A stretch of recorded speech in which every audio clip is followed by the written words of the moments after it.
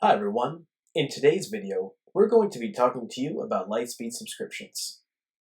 Within the Plans tab, you'll be able to create subscription plans for your customers.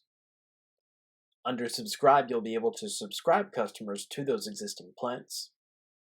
Within Subscriptions, you can review ongoing subscriptions in your system. And then within Settings, you'll be able to have overviews of the settings associated with subscriptions. Lastly, we'll be viewing transactions and how to see the reports relating to the Subscriptions tab. Let's go ahead and start building our plans, which we could do within the Plans tab. Now within here, we'll want to create the different subscriptions that we'll be offering within our system and the different charges. And we can do so by clicking the Create button on the top right-hand side. Within here, we would want to associate all the details with this particular subscription, and you'll be able to add different subscriptions into your account. And to start, we would want to add a name to our description that we can choose when adding it onto a sale. So from here, we're going to name one saxophone rental, and I can choose how often we are going to be charging this. Even having the option to do a custom range where we can do custom increments, but in this example, let's just say this is a monthly fee. Now within the next portion, we would want to associate all items and charges that are going to be associated with the subscription plan. So within here, you can navigate the products that are existing in your system, searching for them by name or ID, and this is going to add and associate them with this particular subscription. So I can add my non-inventory saxophone rental charge here, within which we can see the price and quantity we would want to add associated with this. Now, if you have any additional fees or charges or even multiple items, you can add onto here, creating a total dollar amount that will be charged for this particular subscription. It is worth noting that the taxes will be calculated at the time of sale, so if these are taxable products, they will be added on afterwards as the subscription is charged. Now, at the very bottom, we could choose our duration. If we leave this as a rolling plan, this means it will automatically renew each month until the customer decides to cancel. Whereas if we switch this to a fixed plan, we can cap this at a set amount of intervals, and in this particular case, if I enter it at 12, this means it will only automatically renew for 12 months and then finish afterwards. To finalize, click Create on the top right, and then this will save your plan. Now, of course, many of you are going to be offering different types of memberships or subscriptions within your system, so let's go over some more examples on how you can add subscriptions plans to your system. In this case, we're going to create one of different types of memberships that we'll be offering in store. The first of which is going to be a 1-month membership, which we'll be able to charge monthly. And then afterwards, assign the non-inventory charge that we've created for the 1-month membership plan. Now, one of the additional functionalities with these subscriptions is the ability to associate a customer type to an ongoing subscription.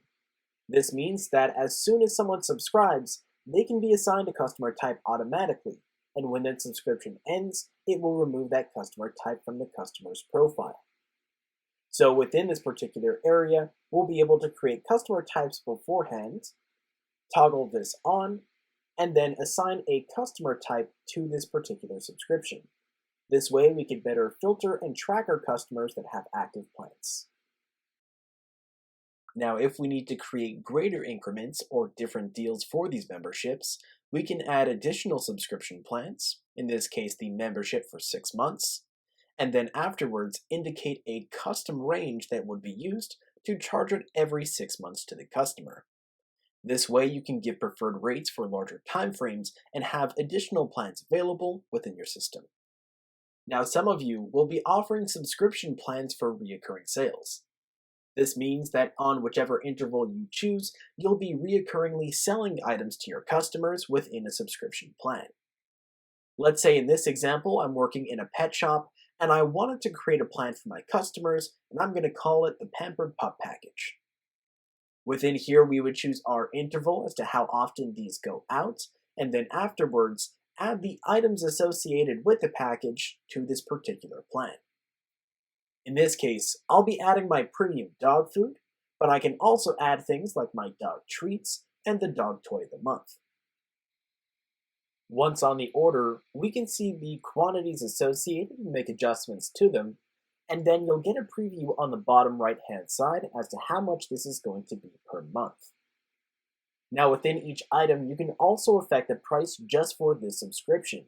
So if we wanted to give preferred rates to our customers who are subscribing, then we could adjust the prices of each item within here to indicate a new total that is to be charged per month. Now for any of these subscriptions, if you do need the ability to mark these as being shipped to your customers, you could enable shipping on your plan. In doing so, as soon as a payment is processed for a subscription, this will add everything from the sale into the shipping section under your customers tab. This way you can keep track of any shippings that need to be done for your customers and any outgoing products. Click Create to finish. So there you have it. That's how you could create plans within your system and then afterwards sign up customers for the list of plans. Now that's going to bring us to our next section of coverage for today, how to subscribe your customer to an existing plan. First, add a customer onto your subscription by pulling from the list of available customers. Once you do have a customer associated, you'll be able to then pick your plan. Now, once a plan is selected, you could choose when this starts, either immediately starting or choosing to start on a future date. In this case, we can elect to start this on the first of the next month or keep it on a current date. At the very bottom of your screen, you could choose to keep an existing payment method or add a new one. When adding a new card, you would have the ability to invite the customer to add their own card. To do this, they would need to scan a QR code with their own phone and then enter the information.